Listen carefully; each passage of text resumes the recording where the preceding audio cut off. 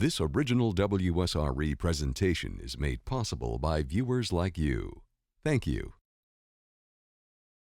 This is Gordon Sprague, and this is all of his stuff.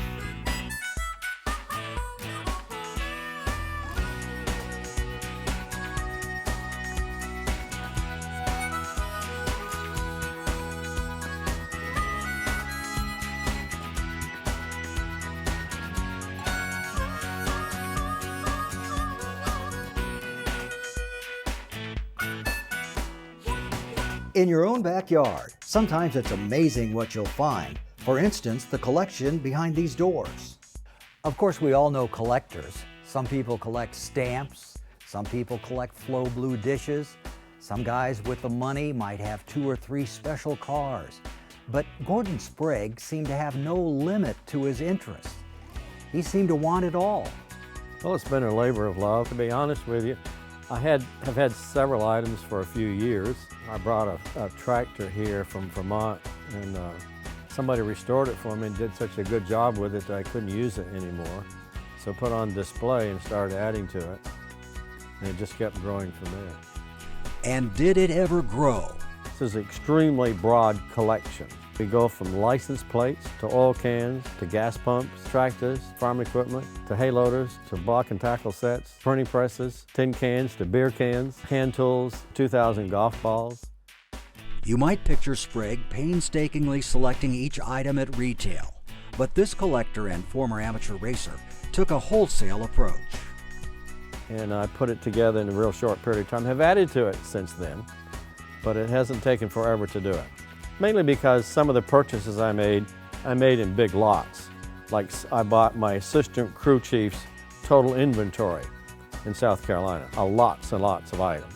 When you buy something, if somebody wants to sell maybe all of it, and you buy a lot of stuff in that transaction you weren't really looking for, but it's all or none.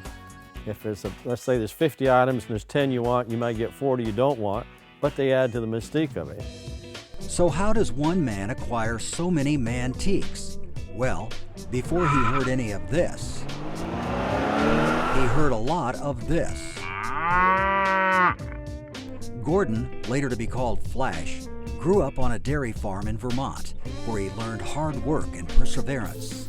Then there were 4 years in the Air Force, a marriage to Betty, a degree from Florida State University in Parks and Recreation Management. After 20 years of that, I learned what I was going to make for a living the rest of my life. No, civil service jobs don't buy things like this.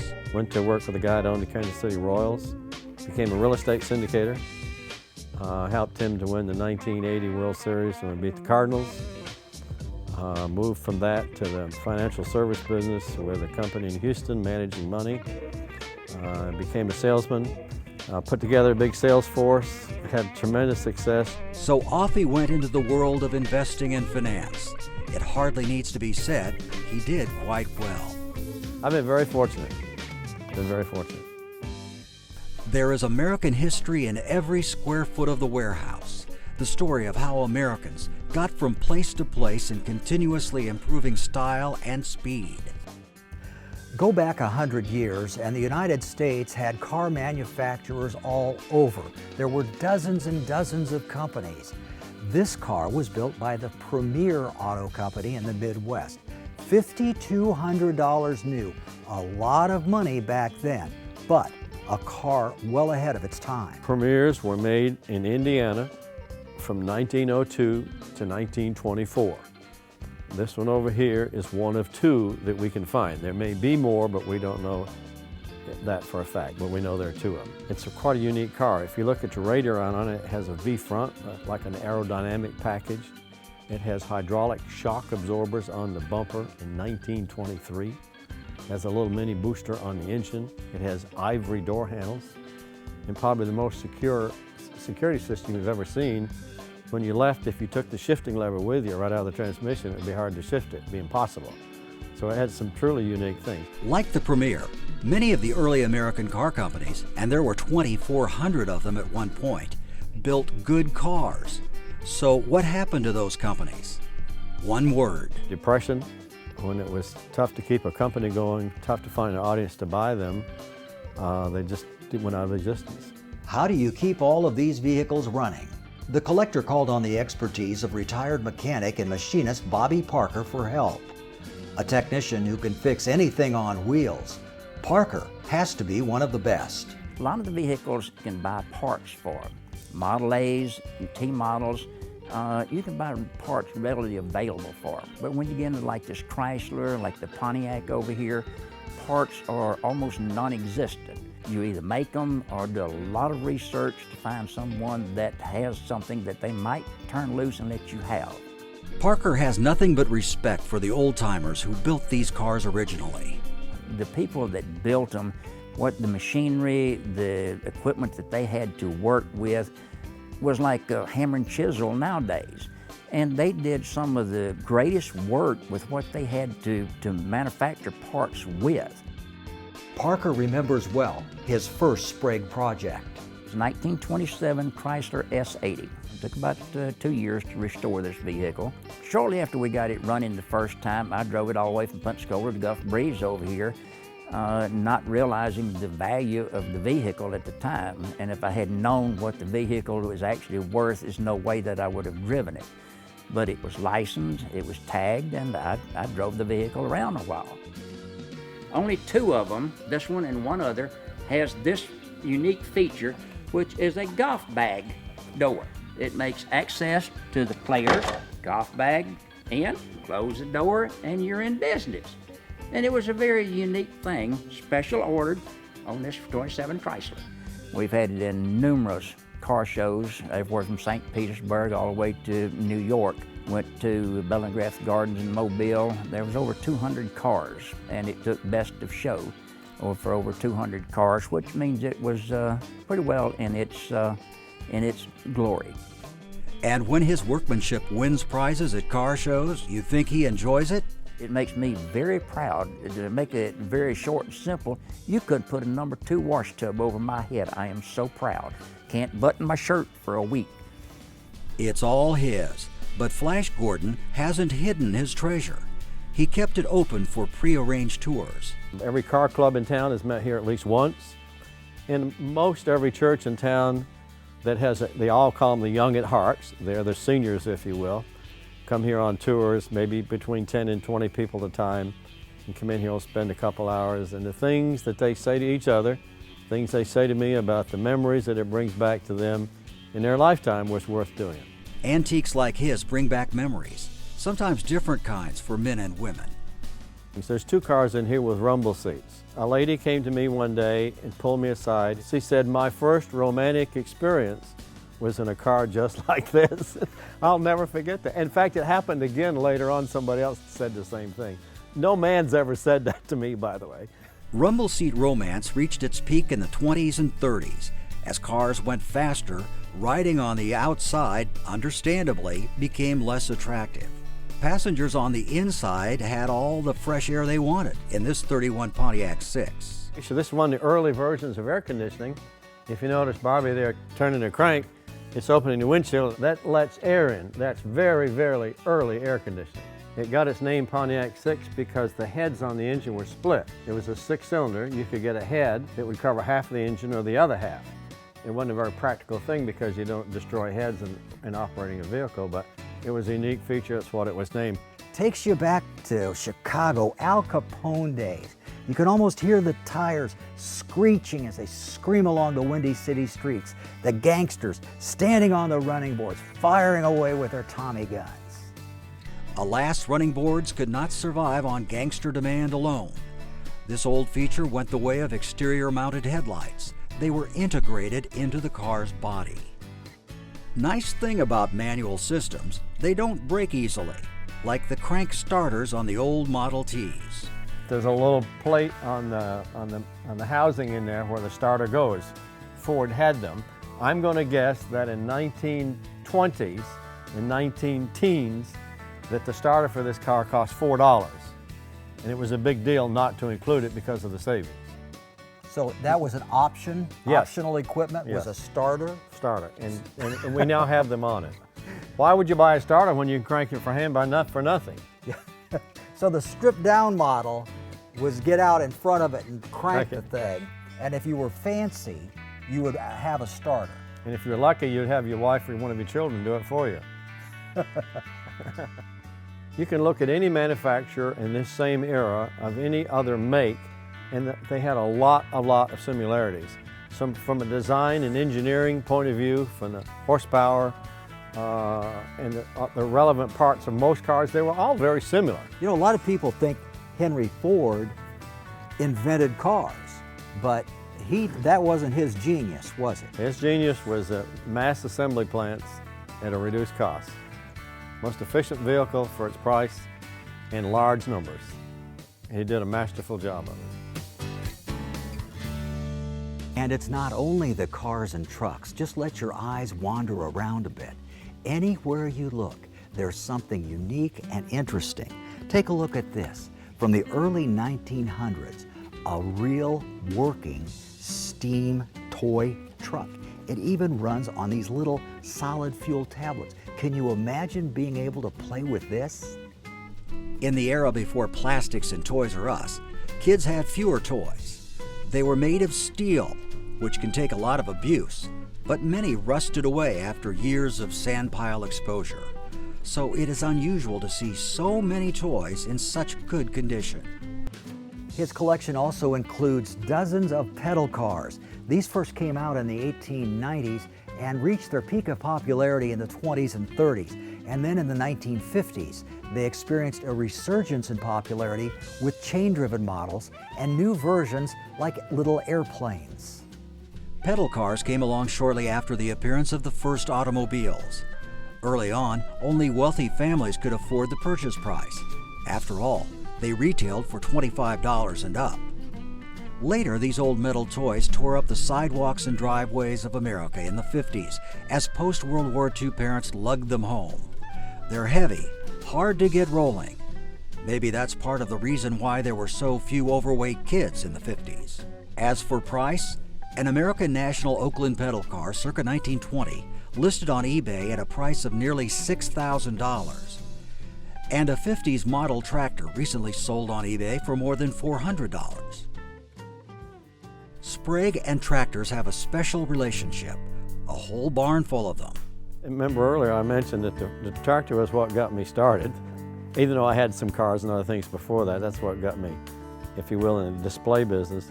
I can tell you when I was little, in learning how to drive, my father made me hook something behind it and back around the house in the barn, back it, not drive it, with a trailer or some other implement behind the tractor. And when I could convince him that I could back around the house twice without stopping, he'd let me go to the field and work. A slice of American agricultural history under this roof. The story of how American farmers went from producing a few dozen bushels of corn an acre in 1910 to well over 200 per acre today. What Henry Ford did that set the tractor business apart from a lot of other things, he developed a three-point hitch system to lift farm implements up called the Ferguson system, and they eventually split. Those little tractors revolutionized farming in America. They were much smaller than the big old Farmalls or Olivers and Cases and lots of others that were replaced horses in a dead pull category.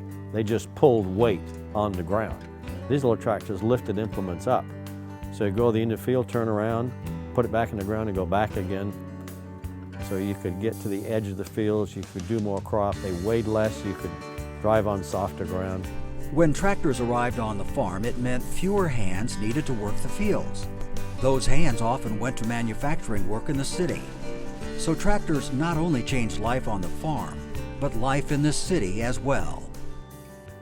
Little boys love toy fire trucks. Flash Gordon has the real thing. Got the ladder working, it's a 100-foot boom ladder. It goes out in the air at 100 feet. It came originally from Montgomery, Alabama.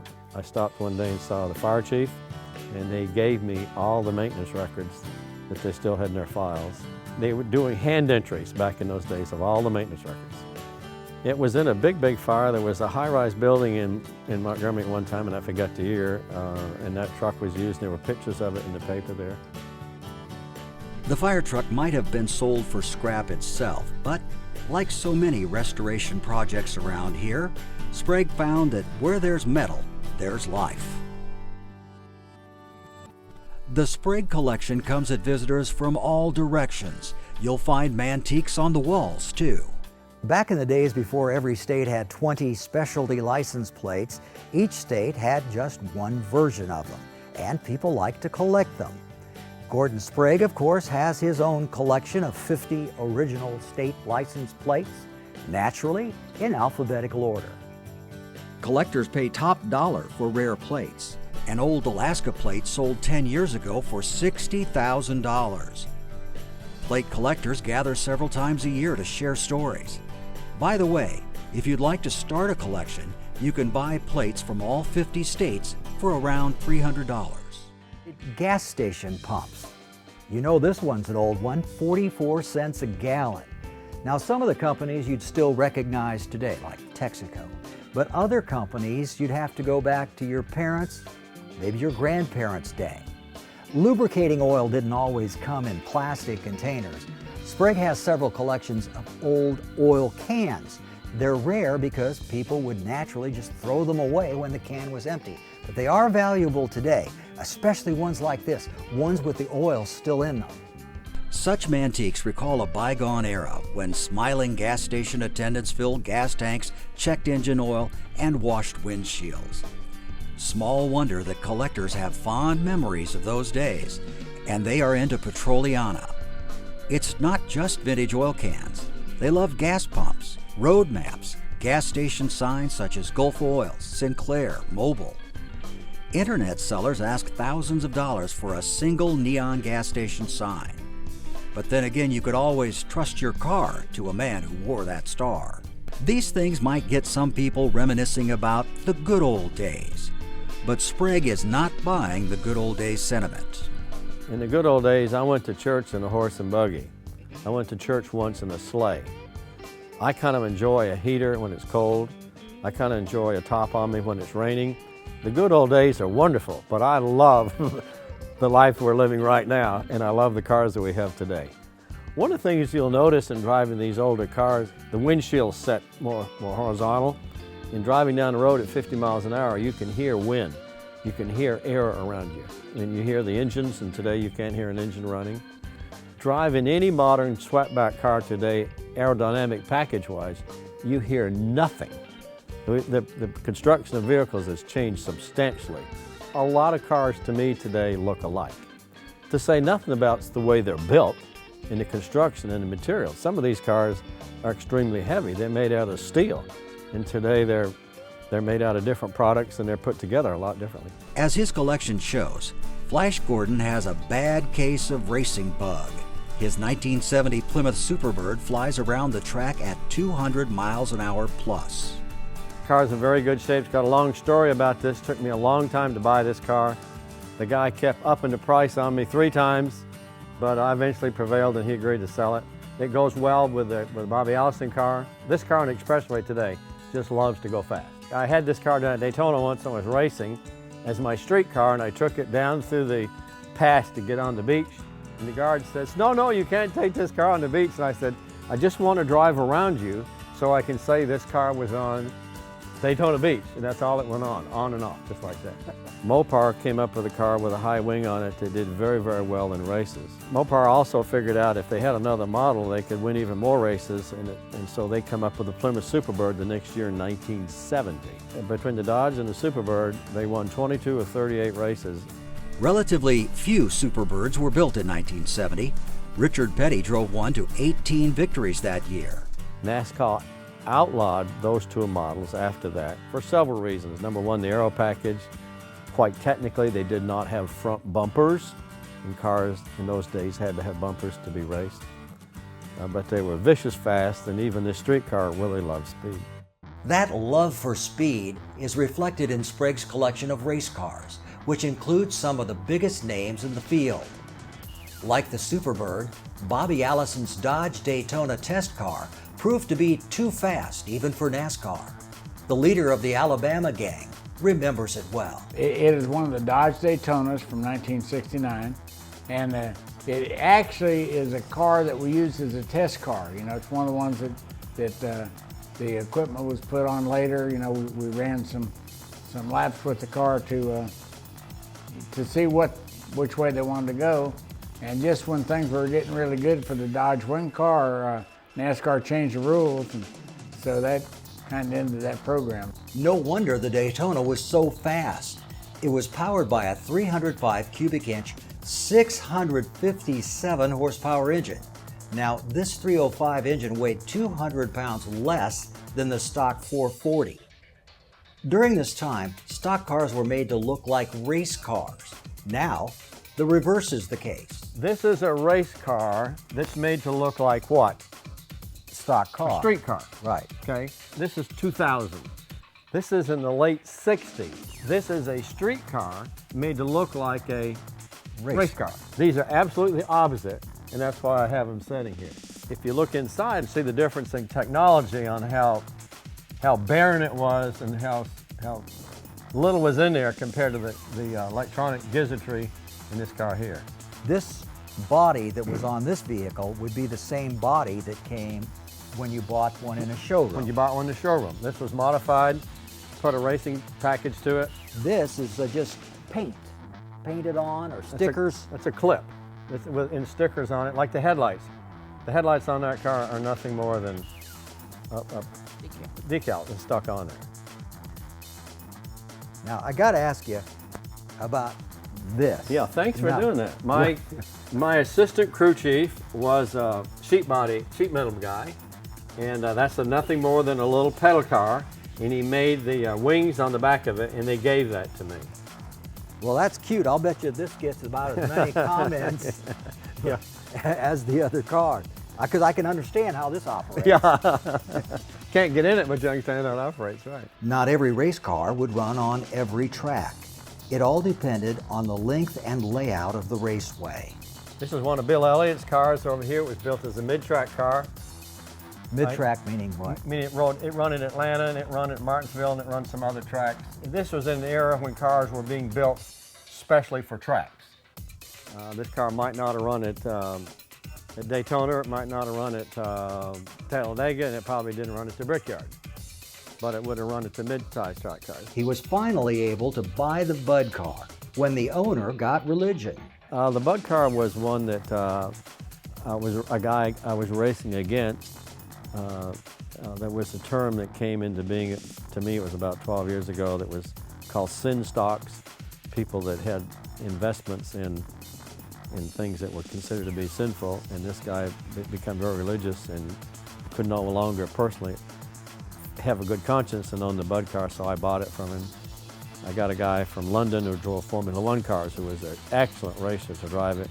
So for a couple of years I had 2 cars on circuit. Next to the Bud car, the history-making #1 Skoal car. Well, the car I started driving first was, to me, a very famous car. It was the inaugural pole setter at the Brickyard 400. This car that I bought ultimately was on the pole that day. It did not win the race. It finished the race, but didn't win. To me, that's a truly, truly remarkable car. Why? Because the Brickyard was such a dynamic change in racing in America, and there never will ever be another car that was an inaugural pole sitter. That's the car. In 1994 was the first year that the Indy track allowed NASCAR to run stock cars. They totally sold out, over 300,000 people. It was a big, big hit. My wife and I were there, and I never dreamed to that day that I would own that car and wind up driving it, but that's the way it happened. It's the #1 Skoal car that Rick Mast drove. He doesn't race anymore. He's a little long in the tooth like me, but. Sprague burned rubber in the historic Stock Car Racing Association. He faced opponents driving similar cars. Well, it's something I always wanted to do. I reached a point in life where I could afford to do it. I should give you a definition for racing, by the way. A definition of racing is another way to spend money to make noise, and that's pretty true. I attended a lot of races. I've always been a stock car fan, and visited a lot of tracks, got to know a lot of people, got to know some drivers, and found out that there was an amateur league of guys that ran. There's about 50 guys on the West Coast. There's about 50 guys on the East Coast that run circuits that are sanctioned by a sanctioning body that has rules. I bought a car. I had to go to a school to be licensed. I hired a coach so I would know what I was doing and just started racing. There's nothing that beats seat time and getting in a seat and driving and driving and driving and learning more about it. Most of the vehicles look the same here as the day they rolled off the assembly line. Then there's the 1932 Ford pickup, Sprague's favorite. I was driving along Pensacola Beach one day and this guy pulled in front of me in this truck and I followed him to his house, wound up buying the car, and because he had built it here locally with somebody. And the guy that had built that for him was building another one, which I ultimately bought. Took him 5 years to finish that car. It's my wife's hot rod. It's a 1931 Ford Victoria. Sprague seemed to enjoy everything on wheels. Here's a 1974 Vespa scooter. The Vespa, Wasp in Italian, could hit 50 miles an hour with its little engine. Gas mileage, 70 miles per gallon. A restored Vespa today sells for about $4,000. I know what you must be wondering. What is all of this stuff worth? Well, no doubt into the millions. But Sprague has always been a little evasive when it comes to talking about the money and the value. Yeah, people ask me that, and we won't know until we have the auction and we sell it what it's worth. What, an auction? You heard right. As we recorded this, Sprague was preparing for an everything must go sale. Yeah, people ask me that, and we won't know until we have the auction and we sell it what it's worth. And the economic times maybe aren't what they were. 3 years ago, I don't have any doubt that the inventory here would have sold for more than it's going to sell when we have the auction. Some stuff was given to me, so what's the value of that on a markup basis? It's pretty substantial. Some things I overpaid for. Anybody that's ever held an auction will tell you that there are some things that they couldn't believe how little they brought. There was some stuff they couldn't believe what people were willing to pay for it. So all in all, it averages out. But there's no way to tell a value. I mean, I think I know, but we'll know better after the auction. Shortly after we taped this interview, Gordon Sprague auctioned off his whole collection. Gone. No cause for tears, though. They're material things, really. If it meant more to my children, not to lay it off on them, but if it meant more to them, it might make a difference. Why? Because they have no place to put them. They have no way to maintain them. And it showed my wife and I that they have certainly reached a little bit of maturity in their life to make those kind of judgments. They don't have the same origin to historic things like this that I do, and I can appreciate that and wouldn't want to burden them with it. Sprague spent millions on his collection, never asked a penny from the thousands who came to see it. He truly knows something about the value of things. They're here today and gone in a flash. For WSRE, I'm Lloyd Patterson, and this has been In Your Own Backyard.